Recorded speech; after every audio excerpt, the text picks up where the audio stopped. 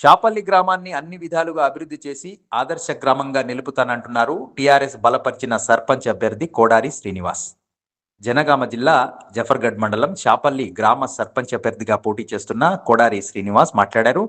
TRS బలపరిచిన సర్పంచ్ అభ్యర్థిగా పోటీలో ఉన్నానని, తన గుర్తు ఉంగరం గుర్తని, షాపల్లి గ్రామంలో పలు అంతర్గత సమస్యలను అత్యంత ప్రాధాన్యతగా తీసుకుని పరిష్కరించేందుకు కృషి చేస్తానన్నారు. గ్రామ ప్రజలు, యువత తనపై నమ్మకంతో షాపల్లి గ్రామ సర్పంచులుగా బరిలో ఉండాలని కోరినట్లు అన్నారు. నా పేరు కొడారి శ్రీనివాసు. షాపల్లి గ్రామం, మండల్ జఫర్గఢ్, డిస్టిక్ జనగాం. టీఆర్ఎస్ బలపరిచిన అభ్యర్థి మాకు ఉంగరం గుర్తు వచ్చింది.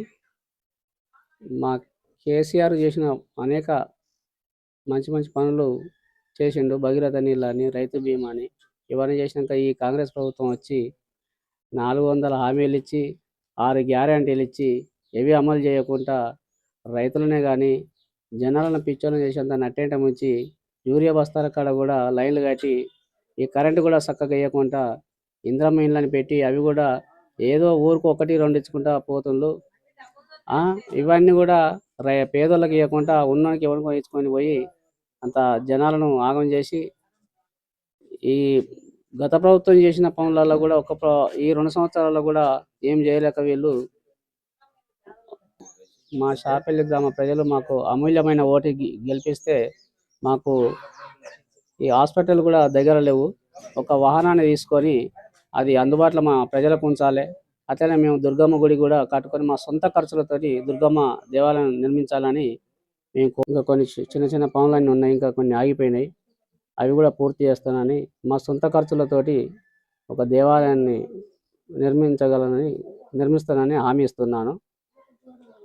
ప్రతి సంవత్సరం గ్రామ పంచాయతీలు చేసిన ఘనత మా టీఆర్ఎస్ ప్రభుత్వం, మా కేసీఆర్ ప్రభుత్వం. మా భగీరథ నీళ్ళు కూడా మేము గడప గడపకు అందించినాం. అనేక పనులన్నీ చేసినాం. ఇంకా కొన్ని పనులు ఆగినాయి కాబట్టి ఇవి కూడా మా సొంత నిధులతోటి, మా సొంత ఖర్చులతోటి ప్రమాణం చేసి చెప్తున్నాను.